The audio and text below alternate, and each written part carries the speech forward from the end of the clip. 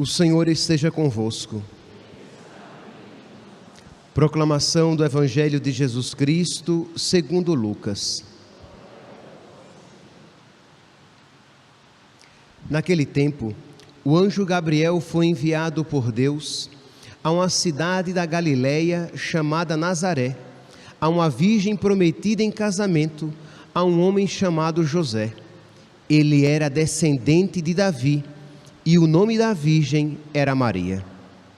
O anjo entrou onde ela estava e disse: Alegra-te, cheia de graça, o Senhor está contigo. Maria ficou perturbada com estas palavras e começou a pensar qual seria o significado da saudação.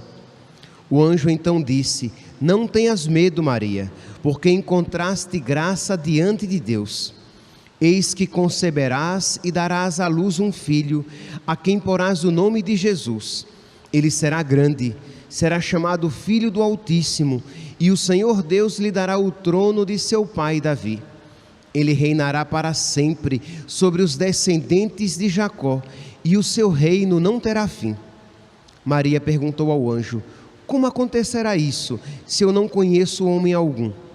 O anjo respondeu: O Espírito virá sobre ti, e o poder do Altíssimo te cobrirá com sua sombra. Por isso, o menino que vai nascer será chamado Santo, Filho de Deus. Também Isabel, tua parenta, concebeu um filho na velhice. Este já é o 6º mês daquela que era considerada estéril, porque para Deus nada é impossível. Maria então disse: Eis aqui a serva do Senhor, faça-se em mim segundo a tua palavra. E o anjo retirou-se. Palavra da salvação.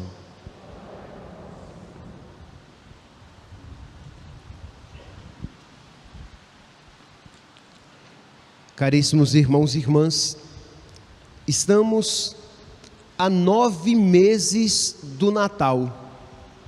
25 de março é a data em que nós celebramos a anunciação do Senhor, isto é, o momento em que o Senhor entra na terra, o momento em que nosso Senhor entra no mundo, o momento em que nosso Senhor é fecundado no ventre da Virgem Maria. Então, se no Natal nós celebramos o nascimento do Senhor, no dia 25 de março, nós celebramos a sua encarnação, porque de fato esta solenidade tem como, digamos, objeto esta realidade de fé, esta verdade de fé. Jesus Cristo que se encarna para nos salvar. Nós ouvimos aqui na segunda leitura de hoje: é graças a esta vontade que somos santificados pela oferenda do corpo de Jesus Cristo, realizada uma vez por todas. Jesus Cristo que vem ofertar o seu corpo para a nossa salvação. Jesus Cristo que vem se ofertar como um sacrifício, como um holocausto. Para isso, para que Jesus Cristo pudesse nos amar até o sofrimento, para que Jesus Cristo se oferecesse como vítima, ele precisava ter um corpo, porque como um Deus simplesmente, ele não teria como experimentar o sofrimento. Então ele assume verdadeiramente a nossa humanidade, sem deixar de ser o que era, tornou-se o que não era. Sem deixar de ser verdadeiramente Deus, tornou-se verdadeiramente homem, para se ofertar como holocausto, como sacrifício para a nossa salvação. Então, meus santos, nós podemos dizer que, de alguma maneira, a nossa salvação começa a ser escrita de uma maneira bem próxima, imediata, a partir desta celebração, 9 meses antes do seu nascimento. Então é uma solenidade grandíssima, é um dia de grande alegria, para a Virgem Maria, porque é o dia em que ela recebe no seu ventre a segunda pessoa da Santíssima Trindade, a pessoa divina do Filho de Deus. Mas é o dia também em que nós nos enchemos de alegria. Por quê? Porque a nossa salvação começa a ser escrita, digamos, no livro da história. É claro que já desde o início da criação, Deus pensava na nossa salvação. Deus nos criou para nos salvar. Mas com este evento, a salvação se torna próxima. Pois bem, então neste dia de grande alegria, em que nós voltamos os nossos olhos cheios de gratidão para nosso Senhor, em que nós voltamos os nossos olhos cheios de gratidão para Nossa Senhora, nós voltamos os nossos olhos cheios de gratidão porque o Senhor disse sim à vontade do Pai. Nós voltamos os nossos olhos cheios de gratidão para a Virgem Maria, porque ela disse sim à vontade de Deus. Eles foram dóceis à vontade de Deus. Se vocês olharem a segunda leitura, o Salmo, o Evangelho, a antífona de entrada, todos eles mostram essa realidade da docilidade à vontade de Deus. A antífona diz: ao entrar no mundo, Cristo disse: eis-me aqui, ó Pai, para fazer a tua vontade. A antífona do Salmo da missa de hoje é: eis que venho fazer com prazer a vossa vontade, Senhor. Aqui, essas antífonas estão mostrando os afetos de nosso Senhor, né? Vamos usar aqui o sentimento que nosso Senhor tinha no seu coração. Eu vim para fazer a vontade do Pai. Eu vim para fazer com prazer a vontade do Pai. Na segunda leitura, retirada da carta aos Hebreus, diz explicitamente isso. Diz aqui, versículo 9: eu vim para fazer a tua vontade. Quando entrou no mundo, Cristo disse: eu vim para fazer a tua vontade. E no Evangelho, a Virgem Maria, que aceita a vontade de Deus para a sua vida. Pois bem, então nós vimos aqui o quanto a liturgia está marcada por essa realidade. Mas como é que nós podemos de verdade celebrar este mistério? Nós não celebramos esse mistério simplesmente dizendo: nossa, a Virgem Maria, ela foi dócil à vontade de Deus e disse sim. Nossa, Jesus Cristo, ele foi dócil à vontade de Deus, ele amou a vontade de Deus e disse sim. Quando entrou no mundo, Jesus Cristo disse: eu venho fazer a vontade do Pai. Pois bem, se nós então, meus santos, queremos de verdade celebrar esse mistério, se nós queremos de verdade fazer comunhão com nosso Senhor, nós precisamos pedir a Deus a graça de fazer a sua vontade. Meus irmãos, nunca será demais repetir que no nosso coração, marcado pelo pecado, sempre existe a tentação de querer ver na vontade de Deus um mal para nós, de querer ver na vontade de Deus uma ocasião de menos felicidade, de ver em Deus um estraga-prazeres. Isto é, se eu for obediente à vontade de Deus, eu não serei tão feliz quanto eu poderia ser. Isso é mentira. E nós precisamos repetir constantemente para nós, para que não apenas a nossa inteligência, iluminada pela fé, diga: eu creio nisso, que a vontade de Deus é sempre a melhor, mesmo quando me exige sacrifício. Eu creio nisso, mas não apenas para que a nossa inteligência iluminada pela fé diga: eu creio, mas para que os nossos afetos se convertam e nós amemos a vontade de Deus, e nós façamos amorosamente a vontade de Deus. Por quê? Porque nós podemos, infelizmente, fazer a vontade de Deus como um escravo, que por medo da chibata, por medo do chicote, por medo do inferno, faz a vontade de Deus. Mas Deus não quer isso, meus santos.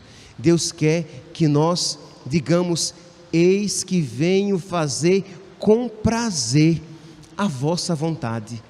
Então, celebrar a anunciação do Senhor, celebrar essa realidade, né?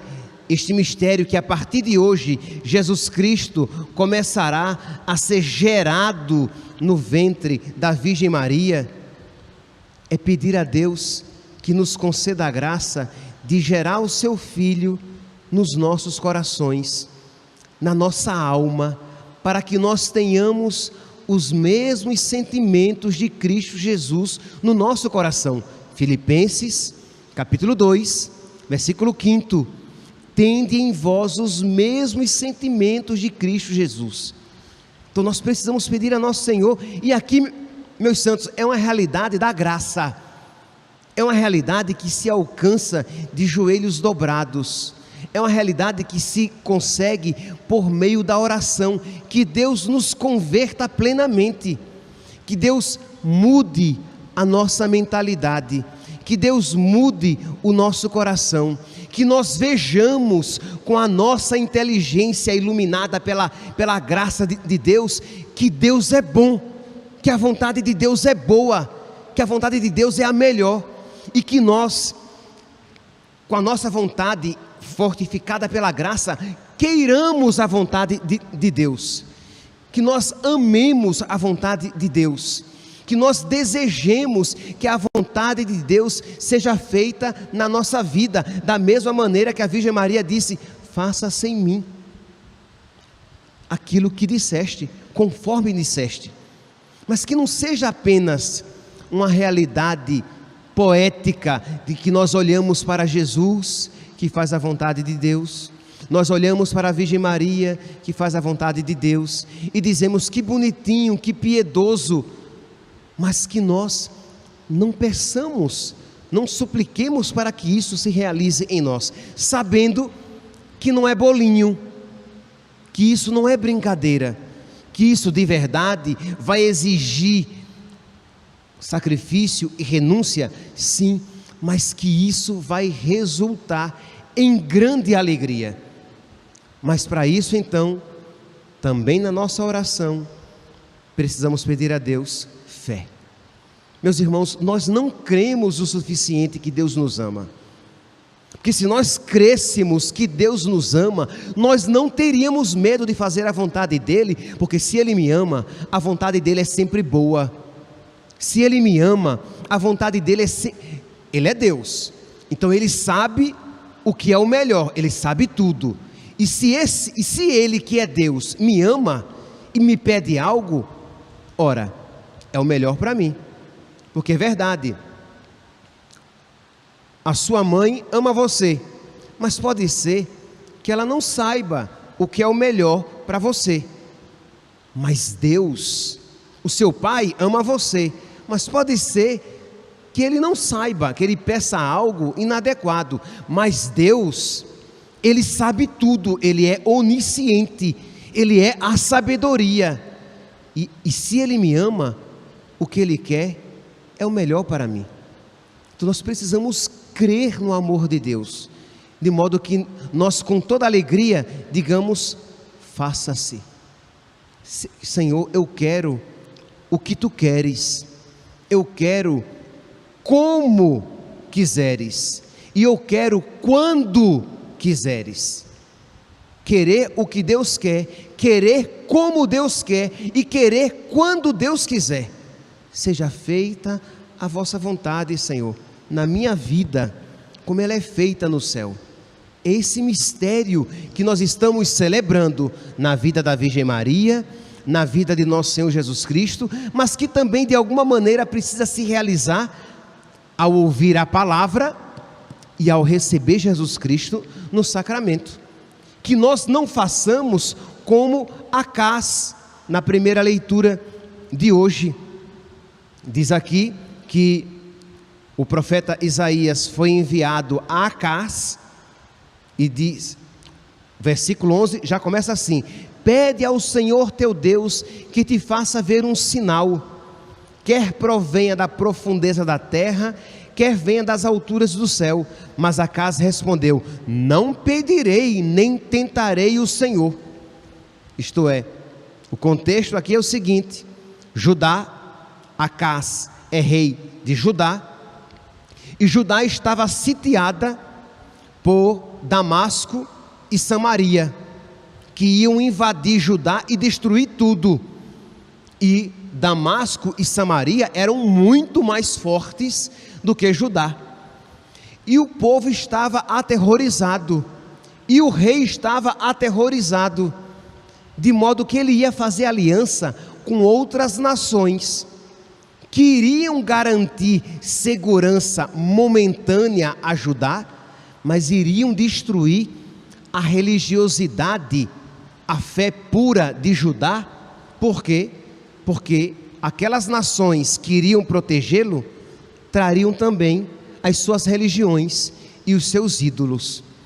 Então Deus envia Isaías e diz: olha, não faça aliança com ninguém. E você quer um sinal? Peça, versículo 11, pede um sinal ao Senhor teu Deus, um sinal que venha da terra ou que venha do céu. Mas Acás não queria fazer a vontade de Deus. Então, o que foi que Acás respondeu? Não pedirei nenhum sinal. Parecia uma resposta piedosa, né? Quando na verdade era uma resposta sem fé. Ele nem queria a resposta de Deus, ele nem queria sinal de Deus, porque a vontade de Deus ele não ia fazer. Ele estava com medo.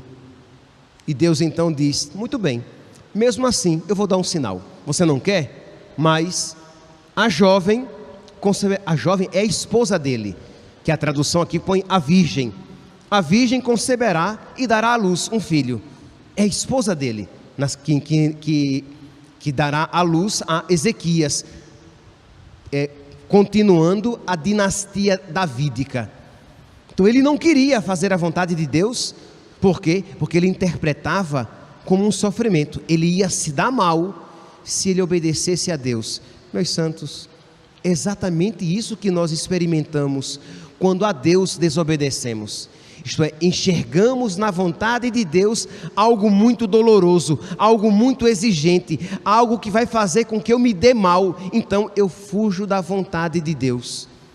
Peçamos hoje, meus santos, mas com toda a humildade, peçamos a Nossa Senhora, ela que não teve medo de fazer a vontade de Deus. Peçamos a ela: minha mãe, expulsa do meu coração todo medo.